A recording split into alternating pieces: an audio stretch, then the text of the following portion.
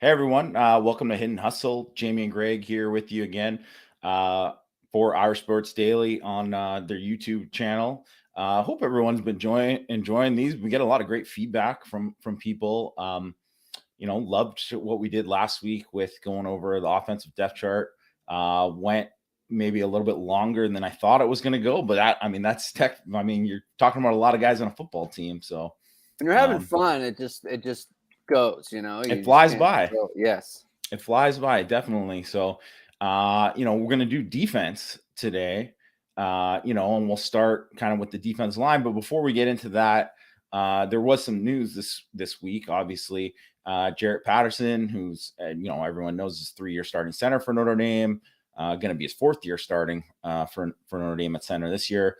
Obviously, a huge piece, leadership piece for the Irish, just a huge piece in general. Tore his pec. He's going to be out for months. How many months that's going to be, I mean, we'll see. I think my wife is a physiotherapist. She says that he probably won't be ready to play for 5 to 6 months, which kind of fits with the timeline of maybe being ready for Ohio State. But, probably 3 to 4 months, get back in training wise. We'll see how it goes. I mean, obviously there's always setbacks to, not ideal for this to happen. But I mean, the way I kind of look at it, and I wrote about this the other day on Irish Sports Daily, is that this is kind of like a big opportunity for Zeke Correll to kind of step forward and kind of show that, either he can be a guy who can step in and start at center and be there with the ones the whole time. And he kind of had that opportunity last year too. And I think that's part of what got him a chance to kind of move to left guard and start there at the beginning of the year, even though it didn't go well. But, new coach and Harry Hiestand, obviously Zeke didn't get a chance to play for him. So that's an opportunity there. And it's kind of like, he kind of has to do it now, because if he's going to establish himself as sticking around and being the next guy at center, it has to happen now this spring for him. Yeah, for him especially, it's huge. Because you guys had talked about on Power Hour this week. You talked about how it could be because Andrew Kristofic had taken reps at center too. Yes. And I've heard that, or I've seen it a couple of other places. And the thing about that to me is like, that has to be the move if you think maybe Jarrett Patterson isn't going to be ready. Yeah. Period. Because you're taking a starter away. You don't want Kristofic to not take reps at guard, because he might be a starter at left guard. So he might be your best guard. You're right. So you don't know if you're going to take him away, then, because when Patterson comes back, you obviously want him to start. So it'd be hard for Kristofic to then just jump into being a left guard, especially when all these other players are getting reps in his place. So I feel like that would only be the move if you thought there's something went wrong with Patterson, right? Like the schedule wasn't going the way you wanted, or the surgery didn't go the way you wanted, or it's like closer to the 5 or 6 months, like your wife said, or then the 3 or 4 that we've kind of heard is like the standard kind of boilerplate thing for a torn pec. So that it's funny. We just in terms of the 5 to 6 months is like in terms of getting enough strength. Well, it's just like ready to play, right? Yeah, ready to play, ready to actually play. Like 3 to 4 months until he can, like, I think probably like work out and do what he's ready for. But you got to remember, like, he's losing several months. Obviously, he's gonna have to have. I assume he's having surgery on his pec. Like, that's gonna, it's gonna take time to build back up. Yeah, and very priority, Brendan, from the medical team that brought you the Cole Kmet and Blake Fisher returns. Yeah. So I mean, that sort of thing is like hit or miss, right? So there's Blake Fisher, who came back ready to go. Cole Kmet, high ankle sprain. But then obviously you have like the situation. Just Kyle Hamilton for one. Yeah. Just like Kevin Bauman last year. Kevin Bauman, yeah. Like, right? Sometimes some guys can bounce back from these. Kevin things, Austin right? and his foot. Yeah, You exactly. don't know. You don't know. So So that's why you kind of have to prepare. And I think that's what when you brought up with Kristofik is a great example of like, if they're not seeing what they're seeing there, and then you're also seeing, say, like, you like Lug and you like what Spindler's doing, you maybe like what maybe another guard's doing, then you can kind of take a look at that. And I think maybe that's where you maybe look at that in the summer more. But I think this spring is now going to be about evaluating Zeke Correll, because the other thing, if it doesn't go well for Zeke Correll, he might bounce. yeah, Like, he easily could be in that Dylan Gibbons camp of, bouncing. And we kind of mentioned that last week. So that could be something that happens. And then on the other side of it, right, is, what do we know? Like, Pat Coogan could be a guy who steps up, right? Joey Tenona, who, I mean, not that I expect him to play at all, right? But this could be a chance where they're saying, well, Joey Tenona, we're going to look at you possibly as a center. I think Ashton Craig, who's not on campus yet, Joey Tenona is on campus as an early enrollee, but Joey Tenona, this might be set him up to be like, well, Joey Tenona might have a chance to be the starter at center next year. And this gives them a head start at it, right? So that's the way all that is accelerate the development for these other guys. And you got to kind of see what happens there. But yeah, like I totally agree with you. Like Kristofik, it's like you look at it there. And also, too, if they really liked how Kristofik looked at center, I think that's would have been like more of something where they saw him like be the next guy there, and develop him more there too, right? But that, they kind of, he has a good thing going at guard, and you don't want to screw that up, right? So to me, it's like that, like 2 or 3 pieces have to come together for that to happen. Yeah.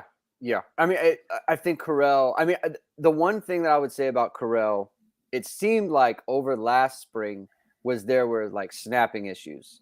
And that's something that needs to get like rectified, because you can't, I mean, it's the whole thing, right? Like they're going to be like a heavy shotgun kind of team. So if you can't do that, then it almost doesn't even matter how you block. You gotta get the snap situation figured out. So, but it is a huge spring for him. And, coincidentally, I was watching the North Carolina game from 2020 last night. I don't know. I just wanted to. And he's already been a part. I was shocked that you watched a game where Kyle Hamilton was kicked out of the game. What's going on, Greg? I thought I knew you. Well, first of all, I have to get used to. I guess that's a good game to watch. It's very difficult. Yeah. I don't talk about it, but it's. I'm having a hard time transitioning. But so he's already played like that. He did a good job in that game. He's been a part of a good line already. So I feel like I think that the move away from center for him kind of like even my own thinking about him as a player, like I think it clouded the kind of our thoughts on it, because it's not his position, and it wasn't supposed to be his position. Like I remember he was recruited, like everyone was like, he's a center and that's his thing. So maybe he can get back to that. And I think it really helps a player too when they know they're going to get reps. And he knows he's going to get a ton of reps in the spring. And it's not that it's a lack of competition either, because he knows that Patterson's going to come back, right? So, we'll see. He definitely has a good opportunity in front of him, and hopefully he takes full advantage of it.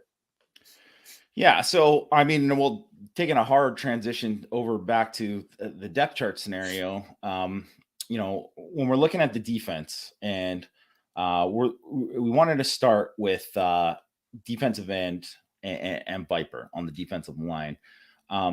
So to me right now, as kind of Matt pointed out on Power Hour this week, Al Washington had to pick with all the defensive linemen. Jordan Botelho wasn't in it. And like he's with the linebackers now. So he was, Rover at the end of last year. We'll kind of get into him because he's kind of going to be a topic, like where he kind of fits, and someone I really want to dive into, and I'm going to write a little bit about him on Six Thoughts tomorrow too. But before we get into him, and we'll kind of get into kind of how maybe he could go back.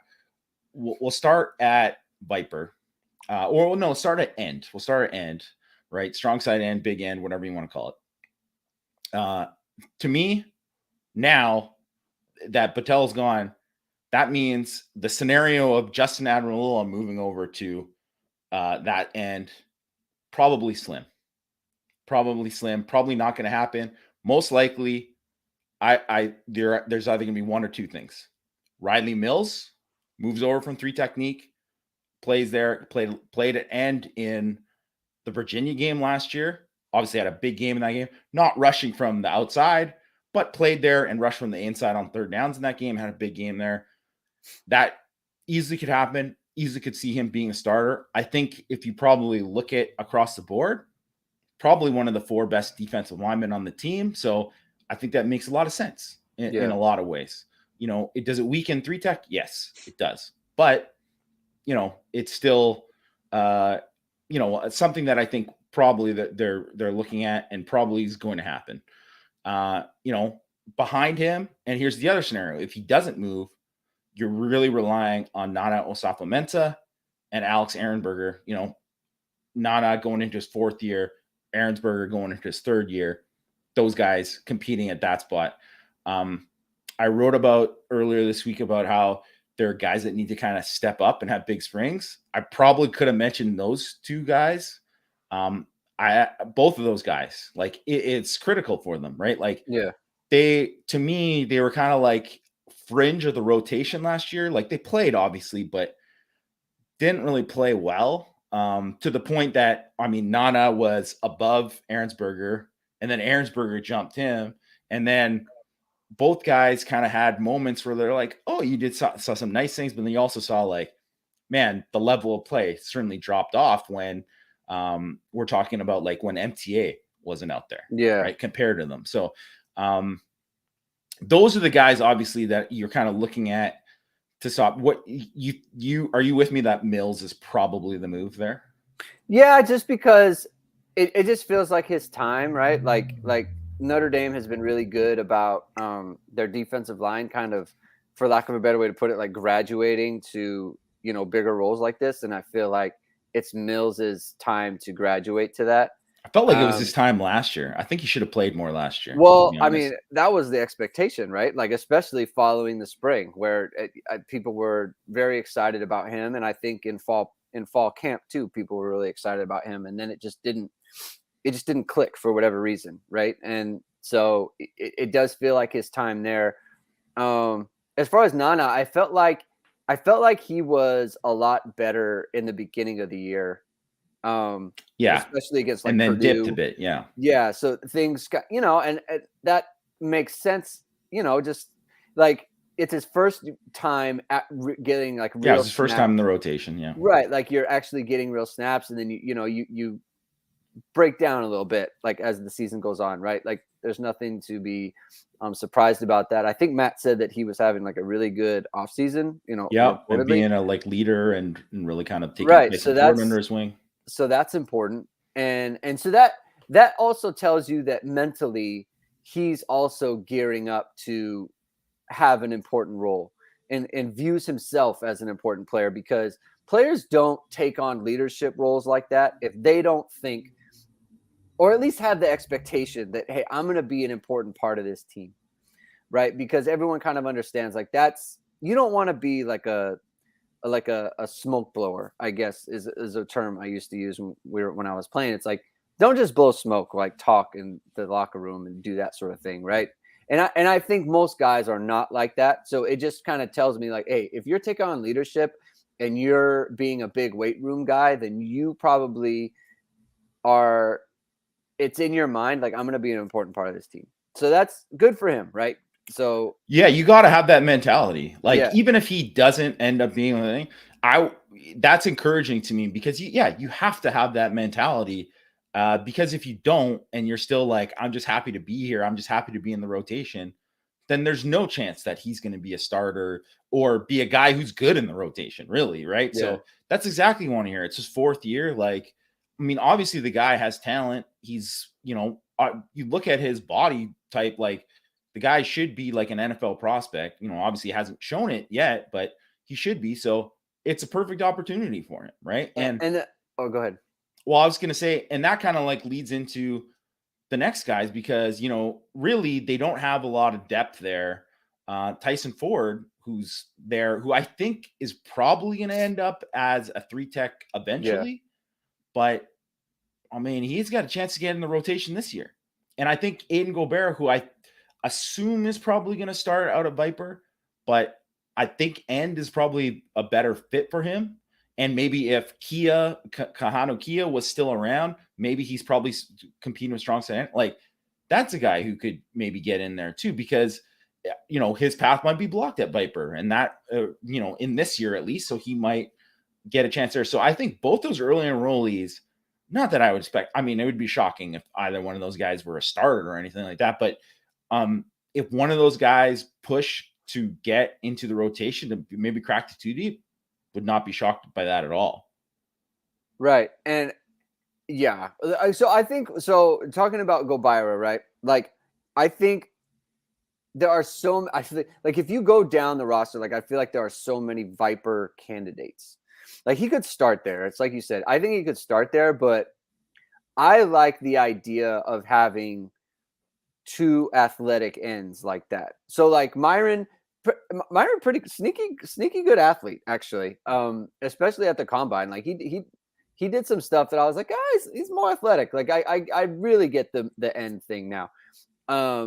But like, I don't view Mills as like I don't think Mills, if he was to run the combine, I don't think he'd run like a 4.81. He's not going to play end in the NFL. Yeah, he's going to play inside, right? So yeah, it's more of necessity that they would move him out there. Yeah, so I like the idea of I like the idea of Justin Adamulola moving to the strong side. But it's like you said, you want 2 guys that can play the Vyper. And he did it last year, so that rotation is kind of like easy to see, right? But I like the idea of having a better athlete on the other side of the ball. So that's why I could see Gobira doing it, so like you mentioned, just because that's my preference there. With Tyson Ford, he seems like that quintessential. Like, I like them getting more athletic on the inside then too. And I feel like that is a thing where it's like, if you have someone who's borderline strong end, then move them inside. And then you have someone who's the Vyper and you just move them over, right? I also think his frame is bigger than a lot of the other interior guys too. Like, I mean, minus Mills, obviously, but like, that's why too, that's another reason why I would be concerned about moving Mills out, because, although Mills, I think you would say he's a much better pass rusher than he is against the run. So far, I think he plays a little bit too high versus the run. It's a little bit not instinctive enough against blocks, I think. But I just think that, like, when you're looking at it, and then we'll get into the interior guys. Well, we'll leave that for the interior guys. We'll go on. But we don't need to dive into the end, whatever. I think like it's easy that we can transition to Vyper now. And like you said, Foskey, don't even need to talk about him. He's going to be the starter. Yeah. And assuming that Justin Adamulola is going to stay there, obviously you got a 1-2 combo there. That's a good combo, right? That's a very good combo there. Then from there, you look at Kia, gone, right? He's gone around 2-year mission. I think he easily would have been the 3rd guy, right? Maybe even push more from that. Like we said, Botelho. The only way I see Botelho getting moved back there, really, based on if I'm starting it, is if there's like an injury. Yeah. There, right? I think you have to mention Osito Ekwonu, because he was there, and I think he showed a little bit in the spring. Obviously, he tore his Achilles in the summer, and before that's like, oh man, he's not even be ready, whatever. Like, I don't expect him all. But now you see guys like coming back after 6 months after Achilles. Yeah. So could we see him in the spring? Maybe. I don't think so, but maybe, right? So I think he's there. You got Will Schweitzer. I think it's an important year for him, not just spring, but just year in general. I think he obviously came in as an undersized guy, needs to kind of step up a little bit. and get in that mix, because obviously Kia was above him there, in that first year. And then you have, is Gobert going to stay there? And how that kind of plays out too, right? So I think how that plays out when like the future and where that, because you look at Foskey's not going to be here next year, like in 2023, right?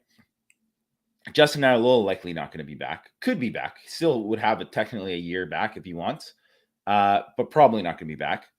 So you're kind of, it's more about establishing kind of the next guys there, and we'll kind of see how that goes, not just in spring but throughout the year. Yeah. I mean, it's hard to say, because like the Botelho thing, it just kind of like that was the plan for him last year, was to be, but like the role Justin Adolola played, like that was going to be his role, and now he's with the linebackers. Like, do you see him, no matter what linebacker spot he plays, do you see him having, like, making a transition back to Vyper post 2022? Not necessarily, but I mean, I could, because you're think not it might be. I think it might be the way, because I think it all depends on, those other guys, really, right? And because then I don't know how you move Gobert then.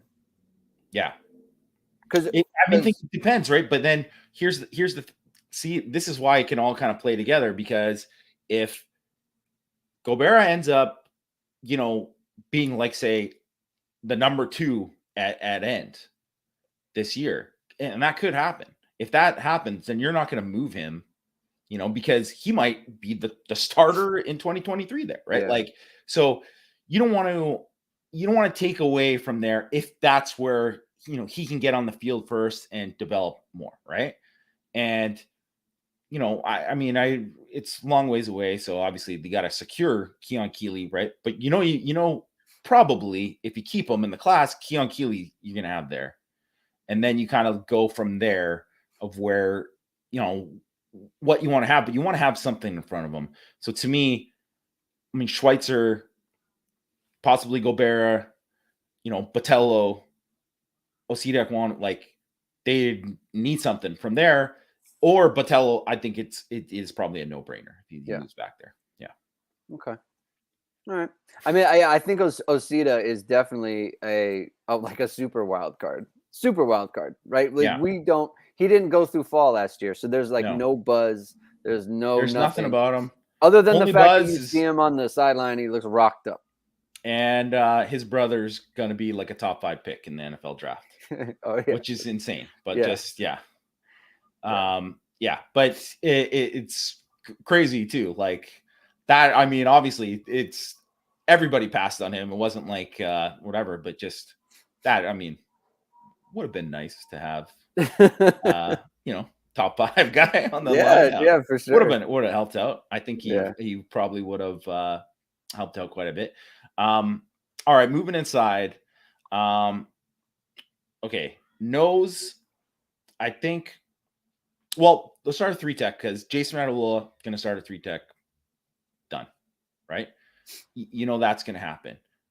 Then it gets a little bit interesting, because, like you said, if Mills moves, who's going to be the backup 3-tech? Is that going to be Jacob Lacey? Is Jacob Lacey going to compete with Howard Cross at nose? Is Howard Cross going to move back to 3-tech, because that's where he was originally recruited to play? I think, is Tyson Ford maybe going to go move inside there? I think the other 2 defensive tackles on the roster right now, Aiden Kanaina and Gabriel Rubio, both those guys are nose guards. Yeah. Right? Those guys are nose guards. And to me, like, what you're hoping for is one of those guys, at least one of those guys, steps up and it shows that they can be like a rotation player and be strong there. And then you're starting either Lacey or Cross at nose, and one of those guys is backing up Jason Adolola. Personally, I just think Jacob Lacey, I really want to know, like, where he's at. I mean, Matt is reporting that he's healthier than ever. So that's great. That's good to hear. But, he lost a lot of weight last year. And I can just tell you from experience, no defensive lineman wants to play nose. No one wants to get double teamed on just about every single play. You'd much rather, nose guards want to play 3-tech. 3-techs want to play end. Ends want to play Vyper because they want to drop, right? Vyper, I want to play Mike linebacker, right? That all these guys, everybody wants to. Safeties want to play corner, whatever, et cetera, right? Like that's just how people, that's what they always want to do. They always think they're faster, they're better. Almost everyone thinks that way. So, it's really like a no glory position, especially because you're probably not going to be a guy who gets a chance to rush on third down as a nose guard. In saying that, Jacob Lacey was really good as a freshman, considering his age and development and all that, as a freshman, as a nose guard in his first year, pretty good in his second year, even though he played on like basically one shoulder the whole year. Obviously lost weight, kind of flip-flop between the positions last year. Cross was, he's just always going to be undersized there at nose. I just don't think that's the right position for him. At the same time, he might be the best option if I don't know what, and Lacey probably doesn't want to play nose. So that, to me, what are they going to do there? What are they going to do at nose? And that's like the big question inside. How important is it, do you think, that we have, when I say we, I mean Notre Dame. How important do you think it is that Notre Dame has like a Kurt Hinish type nose guard next year? Not philosophically, right? Like philosophically, you want like a Jordan Davis type. You always want that, right? Someone who's going to, well, like, like Kurt Hinish or, Lou Nix, right? Or, whoever was playing inside, right? Like Jerry Tillery, someone like that, right? Who's going to eat up blockers, who's going to be a penetrator and that sort of thing. But next year, they don't play a team like Wisconsin. They don't play we're just going to run at you, right? Yeah. Like Stanford's on the schedule, but they can't do that anymore. No, they can't. So like for Ohio State's the closest to it. Right. For next season, and the good thing about Ohio State in that game is you're talking about, it's very easy to say like, okay, Jacob Lacey or Aiden Keanu-Aina or Howard Cross, right? Like this game is the biggest game of the season. Like, you can go into like all the games are important, blah, blah, blah. But like everyone kind of knows, like, okay, the Ohio State game is huge. This is the game. Like we need you to, from the coach's point of view, this is what they would say to the players. Like, we need you to just suck it up. And like, this is the big game, play big, eat blocks and do all that for this game. We win the game. And then as the season moves on, we'll start to do some other things where you're penetrating and doing all that other stuff. Right. Like, I feel like given the way Notre Dame's schedule is this year, they can get away with not having a 300-pounder sitting in the middle of the defense all the time. What do you think? They got away with it against Wisconsin last year when they had Cross and Lacey there, and both played really well in that game, right? Yeah. So I don't think it's really what it comes down to is when you're playing, if you make it this far, if you get into the college football playoff, you play Alabama and Georgia. Yeah. That's when it gets whatever. And you can get a guy who's Kurt Hinish, who's undersized. And frankly, when he played in that Alabama game, he was very hurt and still gutted it out and played pretty well.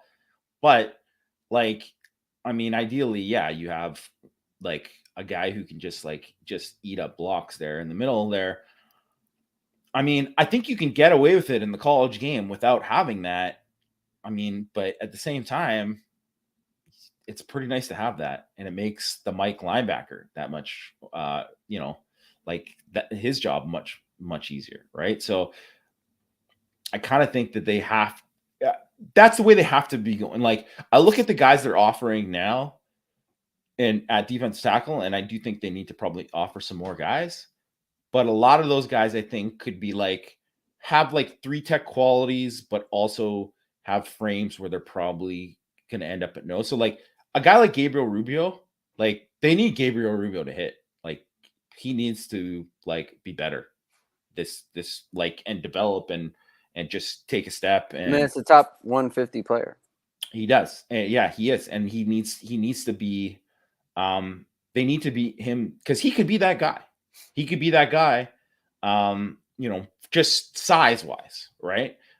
So they really need him to kind of take a step, and Can too, right? Same thing. So to me, those two guys are like low key, like very important players for, like you said, maybe not this year, but maybe the next year. I think maybe a little bit more. And like speaking of those guys, kind of like protecting, I think we can move to linebacker, and we'll move at Mike linebacker, and we'll start there. And to me, the obvious thing is it's going to be a battle between JD Bertrand and Bo Bauer. Won't be surprised at all if you saw kind of a split there. Could be, I think, maybe what's probably next most likely. I think probably the least likely to me is Bo Bauer winning the job outright, and then JD Bertrand playing a little. I think it's more likely JD Bertrand wins it, and Bauer still does his third down role and that kind of thing. Yeah, basically it's same rotation except Bertrand is in Bertrand White. Is Drew White. Yeah. The only other kind of scenarios that I could see, and we'll see because remember Al Golden's going to come in here, fresh eyes. He's going to kind of get a chance to kind of evaluate the whole group. And I really want to see like what he thinks, because to me, and I know Botelho's at Rover, and we'll talk about him there in a second, but I really think Botelho, like, he's better suited physically to play inside. And that's a guy that I would want them to look at and develop there and see if he can play there. And I mean, I would maybe have some questions about him in coverage there, but I definitely wouldn't have questions about him as a blitzer there. Kind of like Joel DeBlanco vibes from Cincinnati, and kind of what he does in terms of mugging up and what they're doing there. And then the other thing, if it's about like, getting faster and more athletic there, I think Jack Kaiser possibly, and seeing what he can do at Mike. So I want to see them kind of play around there and see what they do. And I'm interested to see if they look at Kaiser there as well. So I'm glad you brought up the Botelho thing to Mike, because I feel like if you just, because to me, it's not even about like the coverage. It's like, okay, if you put Botelho, why would you don't move him to Mike unless you're starting him, for one? Because you could start him at Rover, right? You could start, like, I feel like he needs to start somewhere. Like, he is about to be a junior in college, like a third year in college, right? Last year was supposed to be a breakout. It wasn't for various reasons, but like time is, I don't want to say running out, but it's kind of running out, like this needs to get going. Like, he was a big time recruit. You had him in the Fab 50, right? Yes. Okay. So that's the type of talent that we're talking about. So like, this needs to get figured out, in my opinion. You're talking about playing like the best 11 or whatever. Like, I think that includes Jordan Botelho. And to me, it's not about the coverage aspect or any of that. It's the fact that if we project out the starters, it would be Marist, Will, Botelho, Mike, and then it would be, Kaiser and, maybe Sneed at Rover or someone else, right? Well, that's in the middle of the defense. That's Marist, who didn't play last year, and Botelho, who, has never played Mike at Notre Dame. And the played some inside linebacker in high school. The Mike is in charge of a lot of things, right? Yes. And even if you wanted, in terms of calls, in terms of all that stuff, and even if you wanted like Marist to do it, like, he didn't play last year either. So it's just, that is my biggest concern. And that, like, to me, that is Al Golden's, like this is your project, guy. Yes, like, this is your guy. You got to get the best out of him. Get him to know it, right? He needs to know it, because this is how you get Notre Dame to a spot where it's like, okay, we've got some like dudes at linebacker, right? We've got Marist, the great athlete. We have Botelho, great athlete, and we have Kaiser, great athlete, right? Backed up by Snead, great athlete, that sort of thing, right? And that probably doesn't, I don't know how that fits for like Bertrand or Bauer, but from the Notre Dame point of view, not really their problem, right? Because then you have Marist also backed up by Prince Collie, great athlete. Now we're talking about like a really good situation. Like to me, they need to figure out like, okay, like you said, and like I'm saying, like this is the best way for us to, like, this is the best three. Let's go figure out how to get that done. Like that needs to happen, in my opinion. Yeah. I think that what you said about, kind of like what's asked of the mic, I think that's a totally fair thing. And that'll be interesting to watch if they did move him inside there, because I think that is part of it for sure. Like a big part of it. The mic doesn't necessarily have to be the captain of the defense in terms of like being the main signal caller and stuff like that. Because like I think Coney, when he was the mic, certainly that was a lot of like shared things with Drew Tranquil, at will there, right? In 2018. So I think there's some of that too. But I mean, I just think that's totally right. Like Jordan Botelho, this is important. It's an important year for him.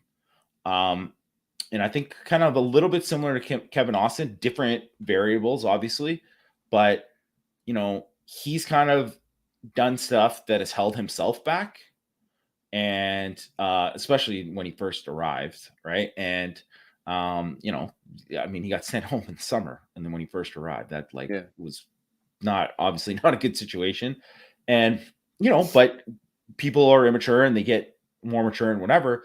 But now's the time where that's got to be in the past, and he's got to kind of step up, because it's just at a point now too where not only can they use him, and I think that's important, Notre Dame needs him to have a thing, but it's also to the point where, well, if you don't find your fit and you don't find exactly where you're at, you might not have a fit, right? Like, because guys are going to pass you by, right? And if it's like the availability is like, what's the saying about availability? It's like the most important thing. The best ability is availability, right? And so you got to be relied on. So I think that's really, really important. So we'll transition to Rover then too, because Botelho worked at Rover. Me personally, I don't see him as a fit. Like, I mean, maybe he can be the sub package, an extra guy at Rover or whatever, right? So Kaiser's a Rover, or whoever's the Rover, like Prince Culley's the Rover. Fine, but I don't see Botelho there, because I don't see him as someone when he's having to play as like a space linebacker. I just don't see that for him. I don't see that being his best fit. If like they're playing like he did against Wisconsin last year, he's on the ball, jamming the tight end, like as like an old school Sam linebacker. Yeah, totally could see that, him kind of rushing off the edge occasionally on that time too, definitely. But that's not college football these days. That's not that's not football in general, really, right? You don't play against that many offenses like that. So if he's doing that and he's really only like, wow, Jordan Botelho is really important in this game, then I just don't think that's the best use for him. So really, I think to me, the question there is, if they put him there, that's where I kind of see for him being his fit. The question is Kaiser going to stay there? If Kaiser's going to stay there, you assume he's going to be a starter. I think he played pretty well last year.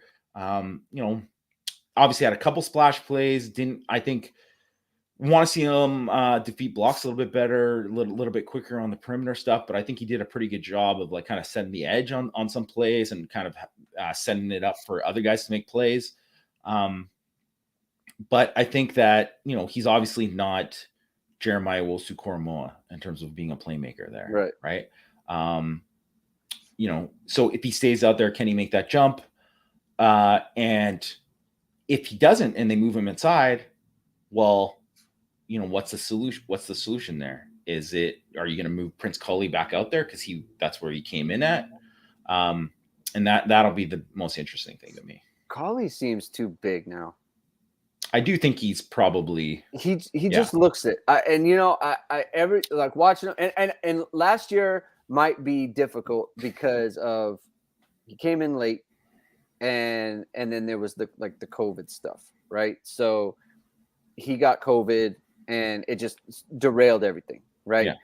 Now maybe he can have a body transformation like Kyron had, but just to my eye, like he looks too big for Rover. He didn't seem like, yeah, that's a guy like I definitely want in space, you know, like JOK, right? He Yeah. doesn't seem like, he just doesn't look like JOK to me. He looks like he needs to be inside. So I don't like, I wouldn't love that just without having seen him, you know, in a couple months now.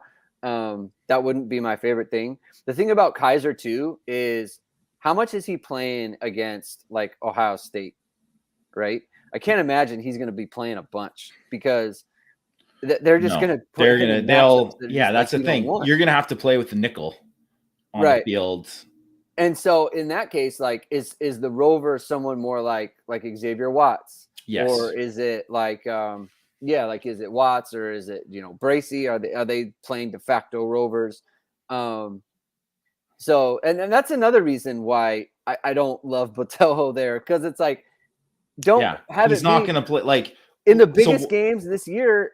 They're not going to be out there. So like, why waste him? Yeah. You don't want him in a situation where he's on Jackson Smith Najaiba. Like you don't want that. So to me, that's also too why I would be open to, I think, X Watts, especially because at safety, and we'll get into it later, but you know, it might be a situation where maybe the path isn't there for him to play right away, but he might have a clear path at Rover now. So and then obviously, you know, like you mentioned, Jalen Sneed, he's a guy that I think obviously extremely talented, great athlete, could be someone who kind of gets into the mix there. I don't expect him to be a starter or anything like that, but maybe the number 2 there, maybe play a little bit. I think could see that happen. Nolan Ziegler, also a guy to kind of watch.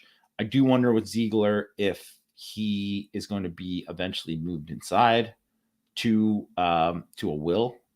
So that kind of leads into the Will spot. And I think Maris, I mean, everyone just kind of expects, you know, that he's going to be the guy there, and not just be the guy, but like be a great player there. So I think it's fair to kind of pencil him in as a starter there. And then what do they do there? So like we said, Culley, I expect him to stay at Will. Is he going to be good enough to the point where either maybe he's pushing Marist or like playing a little bit there? We'll see. I think, heard good things about him. I thought last year he played hesitant. Like he didn't know, he wasn't comfortable in his move to Will. I don't know if you felt that same way, but that's what I thought when I saw him. And I think where they're at there, like they need Coley. And I mean, I think in general, like just as a talent and an athlete, they would do really, really well if Coley stepped up. Yeah. I mean, he won the Butkus in high school, right? I mean, you're planning. I mean, when he signed, it was like, okay, like this is our JOK replacement, you know, and that's how people viewed him, at least as a football player, as an athlete, and all those other things. So, to you know, that's what you want to see, right? And he did look hesitant, and I understand, right? Like how many reps is he getting, right? I just feel like not many. So first time working as an inside linebacker. Yeah. Last year to me for Collie is just a throwaway, right? Like, yeah. I'm just saying you just want him. I want to hear about him playing fast and him being like, oh man, Prince Coley's like coming on. Like he's going to be a guy who's going to push there, right? So, yeah, and I think playing behind Marist in that kind of role will be good for him too, right? Yeah. Just see, because Marist is a good template, I think, for Collie to just kind of see how it's supposed to go. And then, you know, you just kind of piggyback off of that. Okay, so moving on to corner. And, I mean, I should say, at Mike Langberg, totally forgot we didn't mention at all Josh Burnham or Junior Tuihalamaka. I mean, I don't see these guys playing this year. I think Junior could be a guy. I actually wouldn't be surprised. Junior might be a guy who's ready to play like early. So I wouldn't be surprised if he kind of pushed there, and all of a sudden surprised if you were like, man, he like is like pushing and maybe like jumping people on the depth chart. Wouldn't be surprised there. Burnham, to me, it's like, is this going to be his fit? Is he going to be a Vyper? He might be another guy at Vyper later on, right? And it's hard for the early enrollees. Like, I mean, I think they're going to try to get these guys reps, but it's just really hard for some of these guys to really kind of step forward. I wouldn't be surprised though if either of those two guys kind of like flashed enough that you were like, oh, maybe they will get in there. But I think it's just kind of where the depth chart stands. They really kind of have to stand out. But at the same time, like new coach Al Golden, as Brendan mentioned, which was a really good point. None of these guys were recruited the upperclassmen on the team, so they don't have to play favorites. If they're like, if Golden was like, I didn't like JD Bertrand's game last year, I didn't like Bo Bauer's game, he might just be like, Junior Tuihalamaka, man, you're starting. Like I probably not, but you don't know. It could like Jarrett Patterson. Like Jarrett Patterson, just like one day that we showed up to the spring in 2019, it's like Jarrett Patterson starting center. It's like, okay, all right, cool. And that was Jeff Quinn's guy. So, yeah. Okay, so moving on to corner, and Clarence Lewis just absolutely just needs a spring. I think just for his own confidence, really needs a really good spring. Obviously, bad taste in his mouth after the Oklahoma State game. To me, the question is he a corner? Is he a boundary corner? If he's not the boundary corner and he's better off to play the field, is Cam Hart just better off to play the field? And that means just like, Clarence Lewis is just depth or whatever. Or is Cam Hart, because Cam Hart should be the kind of guy that you think would kind of excel and is like kind of and his next step in his transition, excel at the boundary. But obviously he got, benched there early in the year and they moved him over and played well at field. So I think you kind of start there and then we can kind of to go into the younger guys after that. To me, you got to move Cam to the boundary because he is the guy on your team who it's like, in our cornerback room right this second can play in the NFL. And that person is Cam Hart, right? Yeah. Physical dimensions. If anyone's ever like stood next to this kid, he is big. He is a big guy. Yeah. And I don't know if that he looks like he's going to be an NFL corner. Yeah, like he looks like really like physically impressive. So to me, you have to put him there. I think that Cam Hart was really close to having like a very special season in terms of, breakups and that sort of thing. Like a lot of the catches he gave up, he's got a hand in there and he's like not even a step, like half a step, just like a little too late. Right. But everything is kind of contested. Didn't give up a lot of the big stuff, the deep stuff that Clarence Lewis did. In fairness, like they moved him off the boundary. They moved him off the boundary before they played teams like, he didn't have to go against Alec Pierce. He didn't have to go against Drake London. Yeah, he didn't have to go against Jalen Warren. Yeah, like not Jalen Warren. Sorry, the other Tay Martin. Yeah. So he didn't have to deal with that, right? But at the same time, like gave up like under 6 yards per attempt last year. Had the interceptions. He had the breakups. I want to say his NFL passer rating against was somewhere in the 80s. Which like 158 is perfect. So like basically double-digit havoc plays. Really good reads on some plays, like kind of like advanced like instincts that you wouldn't have expected maybe from a guy who hasn't played a lot. So a lot to like about him. So like he had some like really high profile misses, but the Virginia Tech game, whatever, right? From a willingness standpoint, yeah.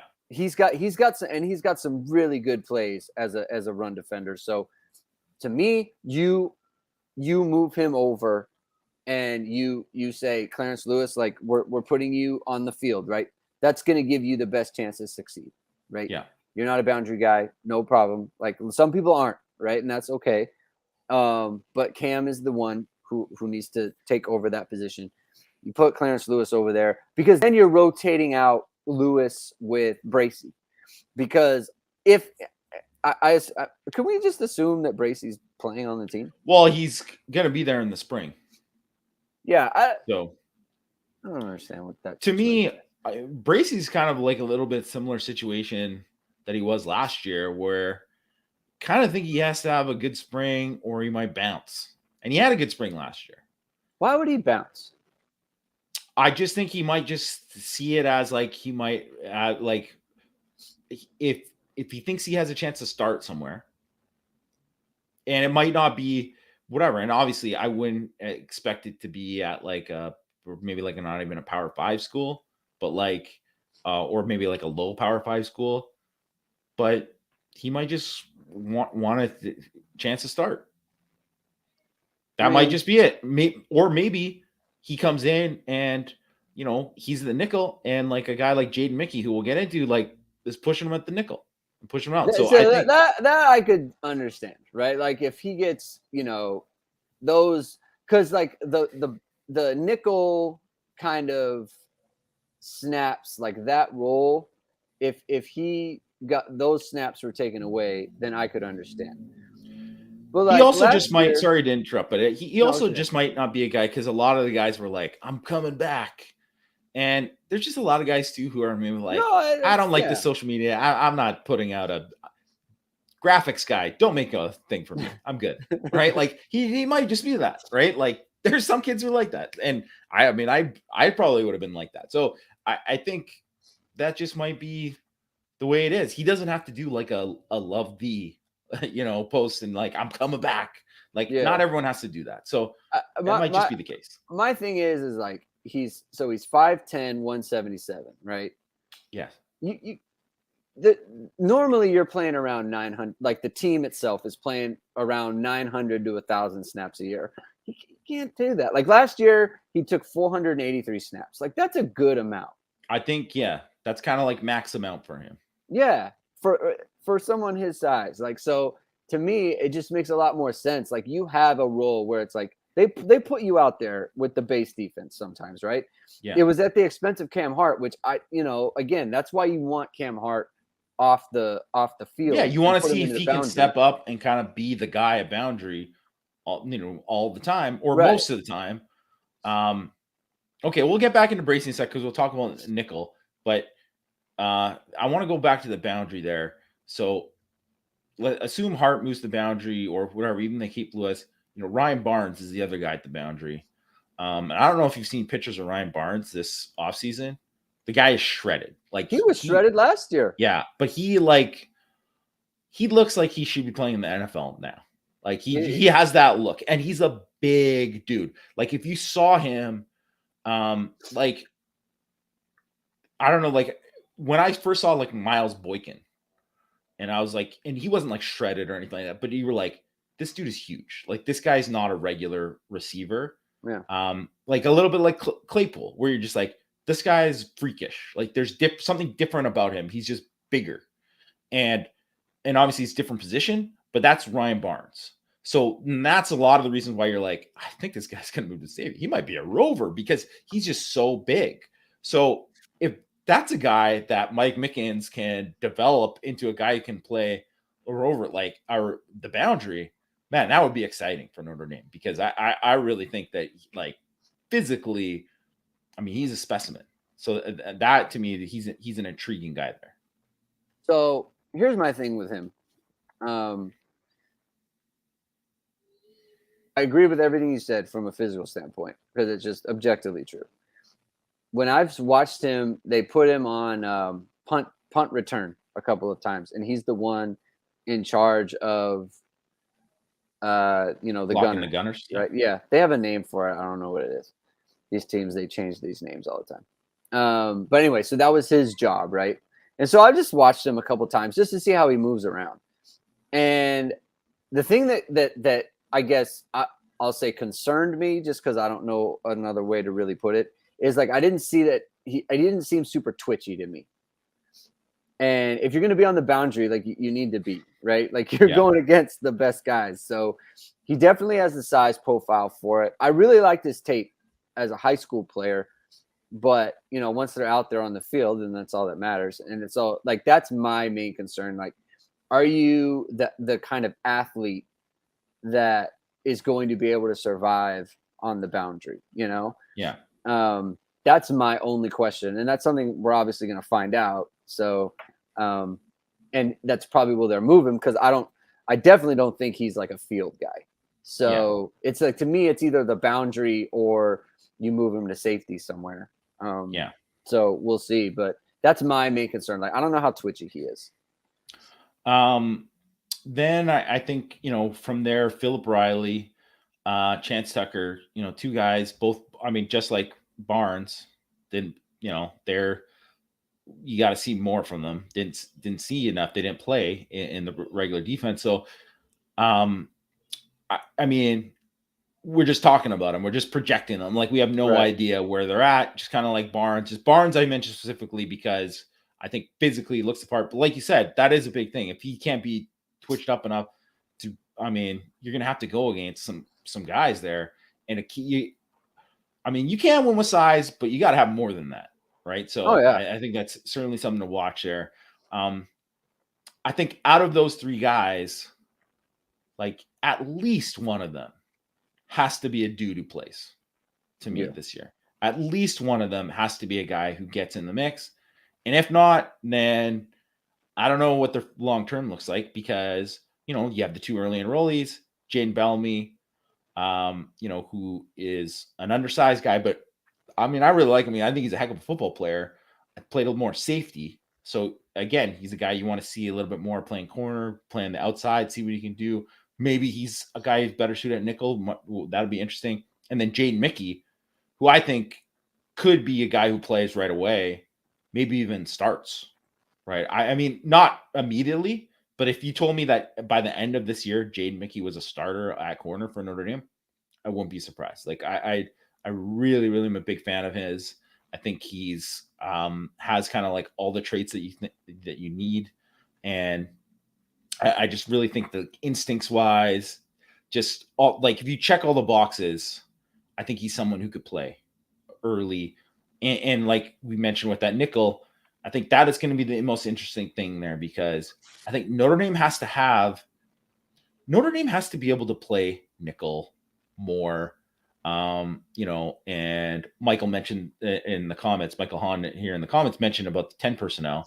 It's something that we broke down in that breakdown we did of the Oklahoma State game, the Fiesta Bowl, and how, like, Notre Dame did a terrible job responding and playing with, like, you see like Jack Kaiser getting beat, like, not his fault, again, matching up with a little slot on a vertical route. Like, it's not a spot where he's going to win. So you want to have a nickel out there. You want to have somebody who can cover out there. So to me, that's going to be like critically important. Can they have a consistent thing where they're going to be able to say, hey, we have nickel, maybe even two guys that you can play in slot corner, right? That you feel good about. So I think that is going to be interesting to kind of watch last year, because if you look at last year or this year, because if you look at last year, they worked Bracey there and KJ Wallace. KJ Wallace obviously didn't play really at all after he got beat really bad in the Toledo game. And then Bracey was the only guy there. Like, just imagine if Bracey got hurt. Yeah. What are they doing there? Right. Like, so they really got to build out the depth there. This corner to me is like maybe the most critical position, because I don't think that you can play good defense and be okay at corner. You can't play great defense and be okay at corner. Yeah. Yeah. The Mickey thing is interesting because he's got that confidence. Yeah. It just kind of, he exudes it. So he's really good on that end. they're talking about him. I think it was Josh Lugg who was talking about how fast he is in the workouts and everything. Which, I mean, I don't know what times he's running, but I think for an upperclassman, they'd be like, "Hey, look at this fast guy," Like, I think that's just notable, right? Like, I don't know that that they're doing that very often. I agree with you. Like,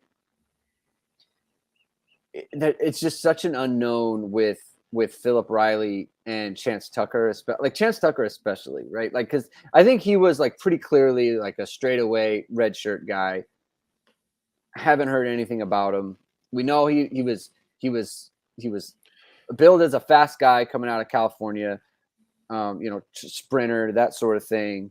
He was 170 pounds, and I heard he was that was where he's listed at, and I think that was the big thing for me. He was 170 pounds and probably smaller than that, and now I think he's listed at like 184. So that's encouraging to me. So I want to see how that changes things for him. Yeah, and so it's not to say that I don't have like doubts about him or anything. It's just like that's such a I think we were talking about somebody else where it's like such an unknown, or Osidic one. Like it's just you just don't know, and so that's a wild card situation.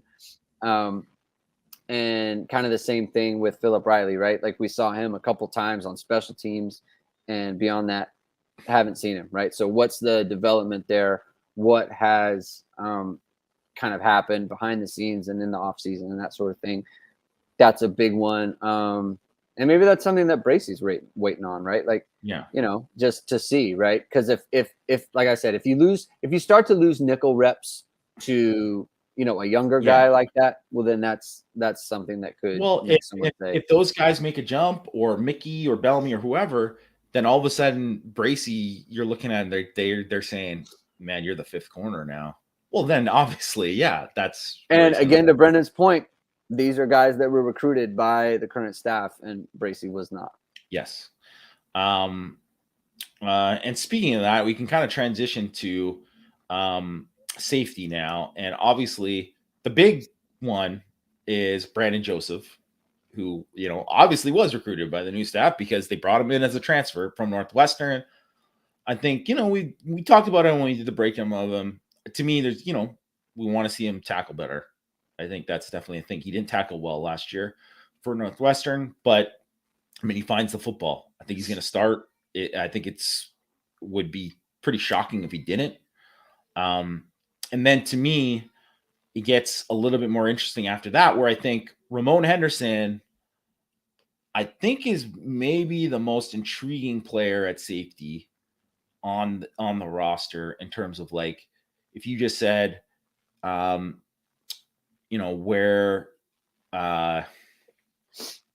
in terms of him having NFL potential, you would say that, but it's like we're all basing it just off of like traits and one game, pretty much. Not maybe more, like a couple games or whatever, but really that one great game against Virginia.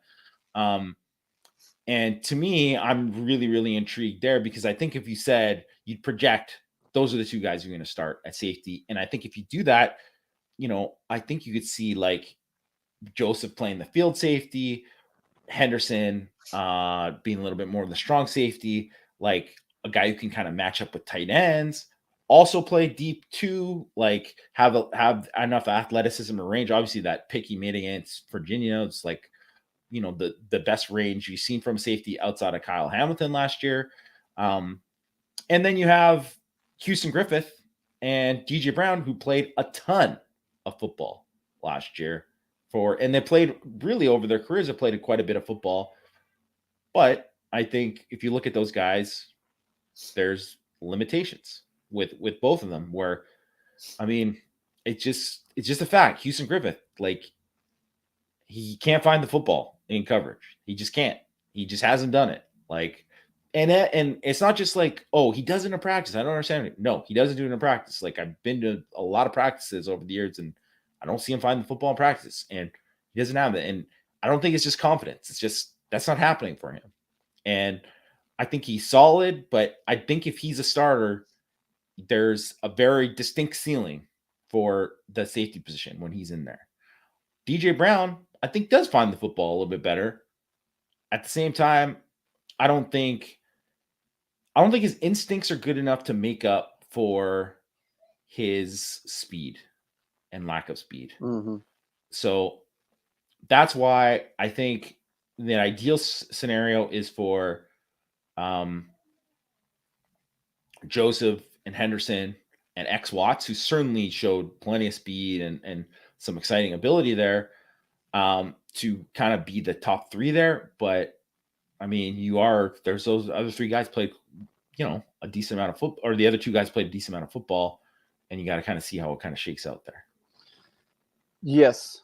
So Ramon Henderson, it's kind of frustrating, like the whole thing. Oh, Justin Walters too is the other guy. I don't want to not include Justin Walters. Yeah, I was thinking about him. Yeah, so we'll talk about him as we go. Yeah, so it's kind of frustrating for me because this is the type of situation, in my opinion, where if Brandon Joseph had transferred in last year, then you start him next to Kyle Hamilton, and then when you play teams like I don't know, any team really, like you could put Kyle Hamilton at Rover, and that's where you really take off, because I feel like Ramon Henderson as your second safety or your third safety, that's what you want. Like the thing about Henderson last year is that I don't think you want him to be your best guy. You want him to complement the guy who is your best guy, right? Yeah. So as a compliment to Joseph, I think that is what you want. As a compliment to someone like Kyle Hamilton, that's what you want. You don't want him to be your best guy. So that, I feel like he is in a good situation there. I just really like Watts as a Rover type, because he's just so good at finding the ball. It's hard to teach. It's like the Houston Griffith thing, right? Yeah. Not great at finding the ball. Xavier Watts, very good at finding the ball, just constantly making plays. So I think those three guys I have confidence in. DJ Brown as, I think, a fourth guy, someone who is in the rotation. Maybe he gets a series or two every now and then. I think that's fine. And even honestly, even Houston Griffith, right? He can do that as well. You just have to know, you're not going to get the playmaking, right? No.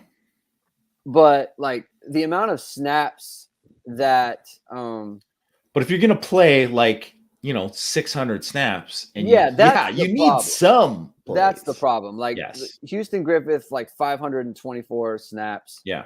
And then DJ Brown playing, what was it? He played 432, which is obviously because Kyle Hamilton gets hurt, right? He actually played 7 less than Kyle Hamilton played all year, right? So you don't want that. But as reserve guys to come in and take a few reps here and there, no problem. I think that's probably fine. But you do, I feel like you can lean on the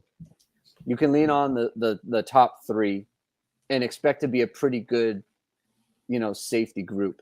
As far as Justin Walters, in my opinion, he needs to say, okay, I need to be able to take the reps from DJ Brown and Griffith and Houston Griffith.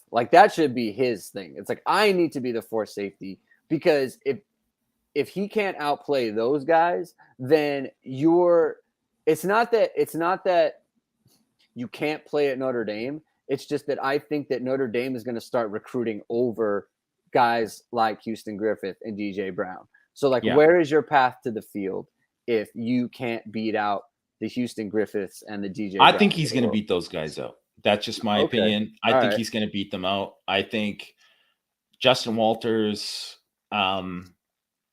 last year, just in spring and at fall camp, that's a guy who just has the instincts to find the ball.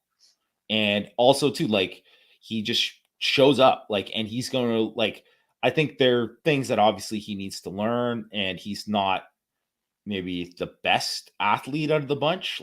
I think you would say him compared to Henderson, he's not going to beat Ramon Henderson in a race, certainly.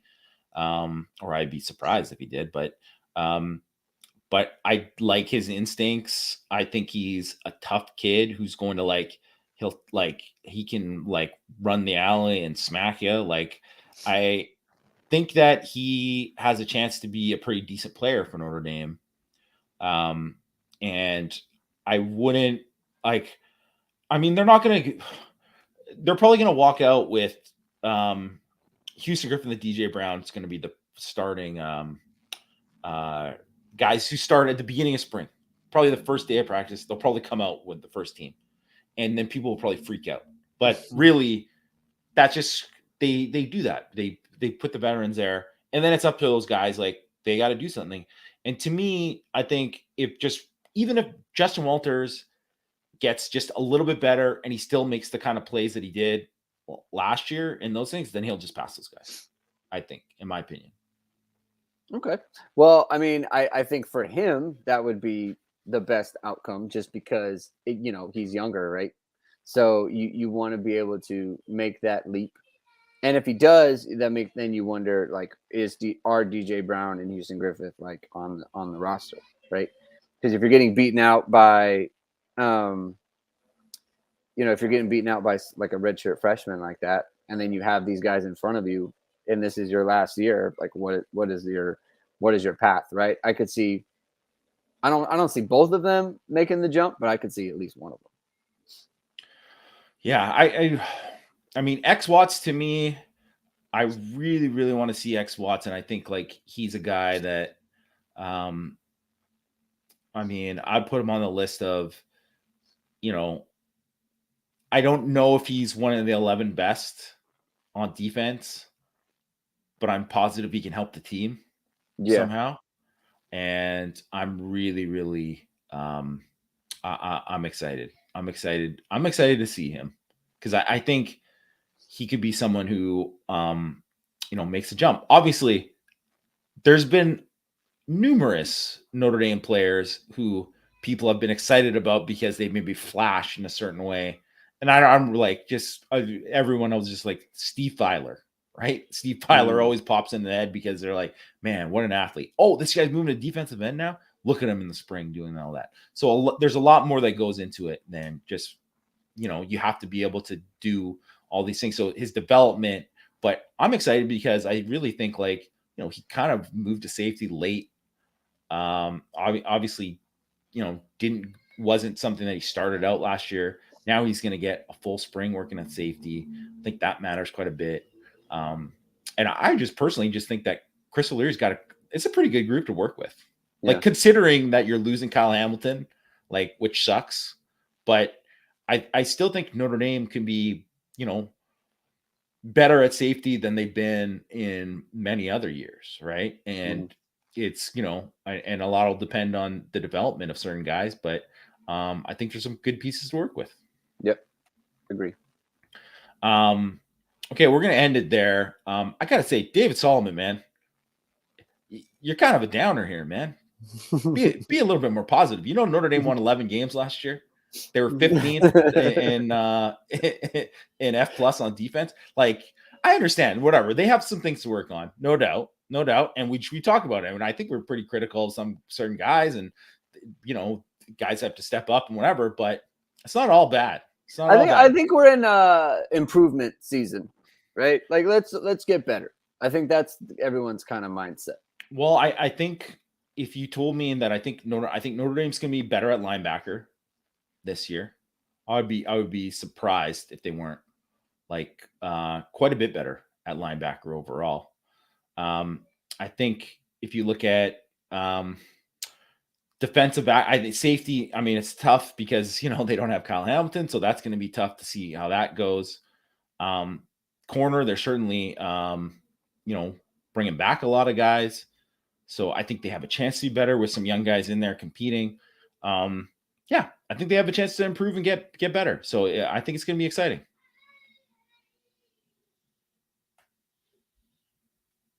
I think Greg might have froze right now. So I think that's a good time to end the show.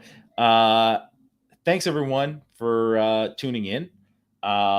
We'll have another show next week. Obviously, spring ball starts on the 17th. That's going to start next week. That's going to be exciting. And, very excited to kind of get going from there. Thanks, everyone, for tuning in. And we'll see you soon.